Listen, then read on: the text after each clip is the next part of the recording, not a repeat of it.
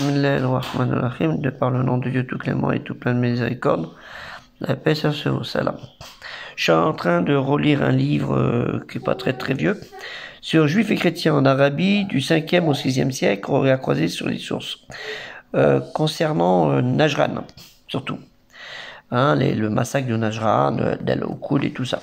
Donc je regardais sur cette page, hein, Najran vers l'époque du massacre, un centre majeur de la péninsule arabique, donc péninsule arabique, elle est là, hein, dans cette région-là, donc Najran, je vais essayer de vous le mettre,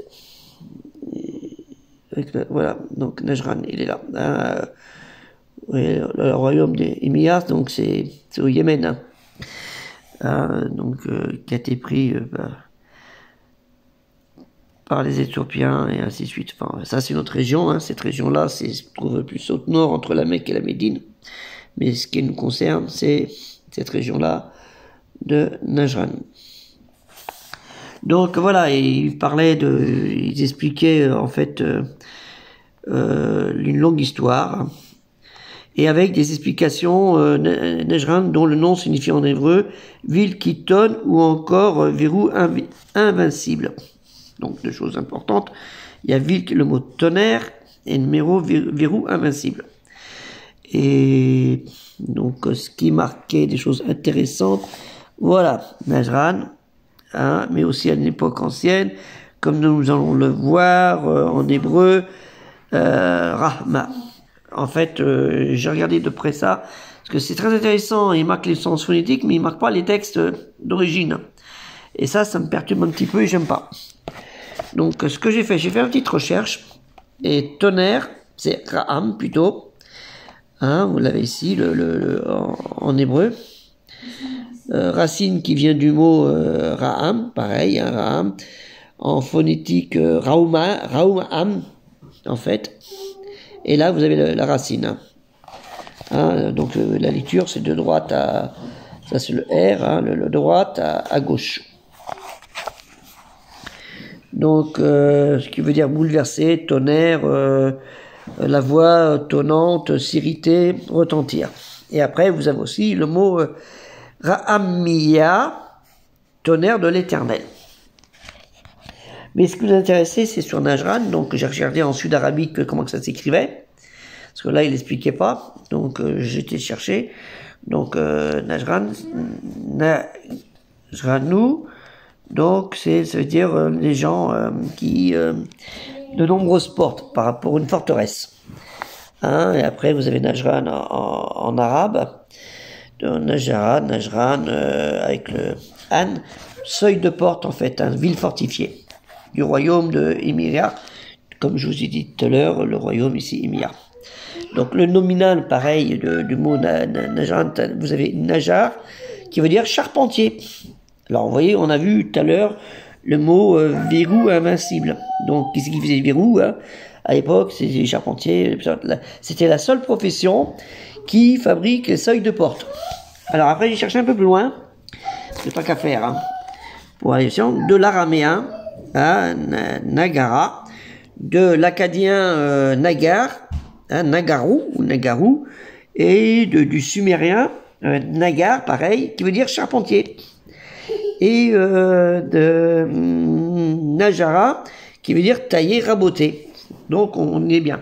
Donc vous voyez, le nom d'une ville porte le nom d'une personne, c'est comme on dit le boucher, il y a des villes qui peut porter le nom, par exemple, il y a des noms de villes qui portent, comme dans beaucoup de pays arabes, des noms de villes portent le nom d'êtres humains. Hein, Taïma aussi, il y a beaucoup de villes qui portent le nom d'êtres humains.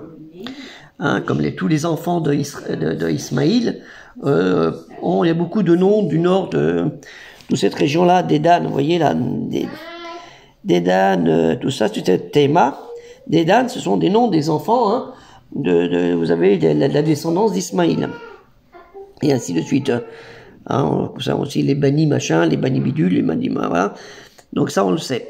Donc tout ça, ça a rapport à cette histoire de Najran, hein, mais sans oublier que il y a Najran, hein, d'Al-Uqud, mais aussi il y a Zafar, parce que quand ça s'est passé, il y a eu il y a eu aussi le massacre de Zafar aussi. Donc voilà, c'était pour en venir là, que lire un livre, c'est bien, mais il faut aller un petit peu plus loin. Hein. C'est l'étude qui a été faite par Julien Robin, hein, qui est connu, là-dessus. Donc ce livre, je vous le conseille de l'acheter, de le lire, à l'édition HBIS, je ne savais pas que c'était cette édition-là, mais enfin bref. Qui vaut le coup d'être lu parce que il y a beaucoup d'informations avec des textes de l'époque. Je sais vous trouvez, voilà, ce qu'on retrouve, voilà, il a mis, voilà, il parle de graffiti, hein, donc on retrouve, vous voyez, les chameaux, donc après à savoir qui était l'animal, vous voyez, donc là on a un guerrier avec son bouclier, hein, et les écritures de l'époque. Donc là, faut le mettre dans le sens là. Hein. Vous voyez, on a les sens d'écriture. Et déjà, à l'époque du massacre, on en marquait. Comme l'histoire de l'éléphant, hein, le fil, hein, sur le fil, avec Abacha, tout ça, ça a été marqué. Hein. Il y a une stèle à ce sujet. Hein.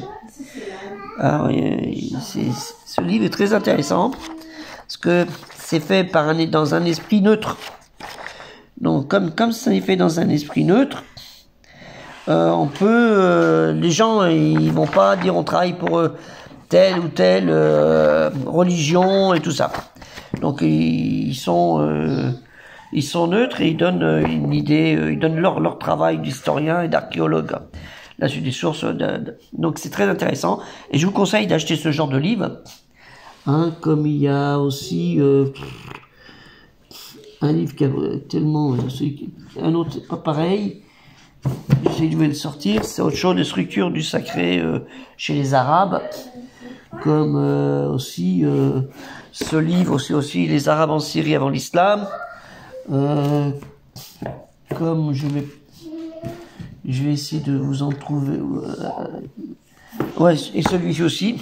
La rivalité d'honneur de la fabrique de l'altérité. Alors ça, c'est très bien. Hein, c'est les joutes satiriques entre Guérir et Attal. Donc, il vaut le coup d'être lu.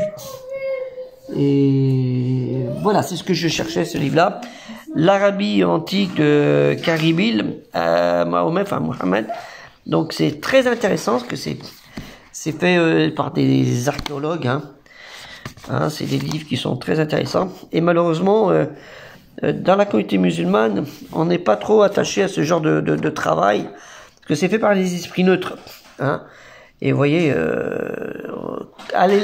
quand on parle dans le Coran de l'époque, les gens de Najran et les gens de l'éléphant, l'utilisation des textes était un peu cela. Hein. Donc c'est très important. Alors, sur ce, je vous souhaite une bonne journée, bonne lecture, et bon jeûne pour ceux qui sont en état de le faire en santé, hein, de le faire en état de santé, de le faire. Paix soit sur vous.